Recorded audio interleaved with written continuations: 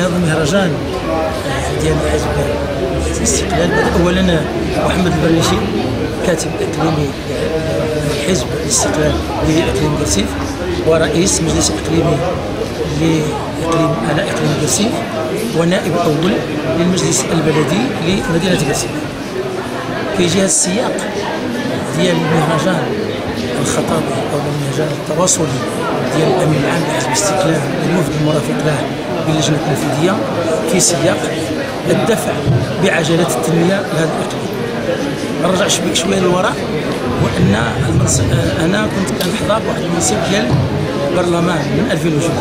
كانت مجموعه ديال المشاريع اللي كنا كندافعوا على وسط الفريق الاستقلالي مع الوزراء الاستقلاليين اللي كانوا من جملتها ومن اسسها هو الدفاع على احداث اقليم، وحظينا بهذا الاقليم في حقيقه بالدفاع، وبالفضل يرجع للوزير الاول عباس الفاسي.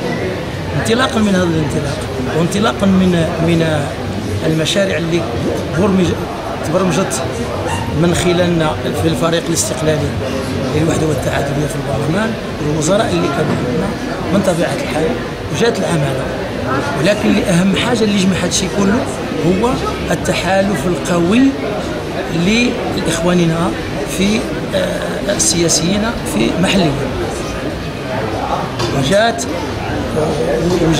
هذا يعني المشاريع اللي كانوا حظاوا بهذه الثقه المولويه ديال جلاله الملك في احداث الاقليم، وجاء التحالف لتطبيق ديك المشاريع اللي كانت معلقه.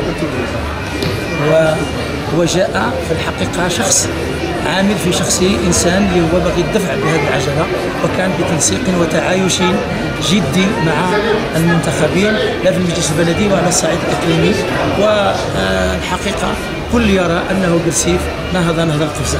المجيء ديالنا ديال الامين العام لحزب الاستقلال بغينا يطلعوا على الشؤون ديالنا في الدفاع على ما تبقي من المشاريع، لان منذ خروج حزب الاستقلال من الحكومه وقعت شيئا من المعثرات في المشاريع التي كانت مبرمجه ومهيئه واللي خصها تبرمج للمستقبل.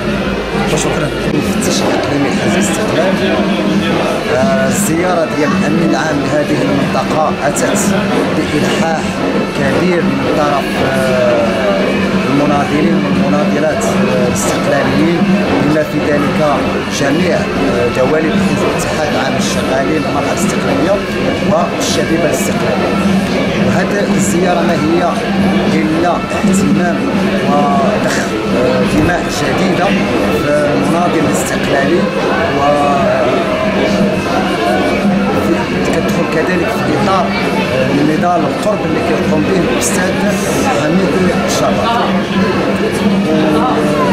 وكذلك انه من الاستحقاقات المقبله لا بد من عرض البرنامج الوطني والجهود اللي قام بها الامين العام على المستوى المركزي.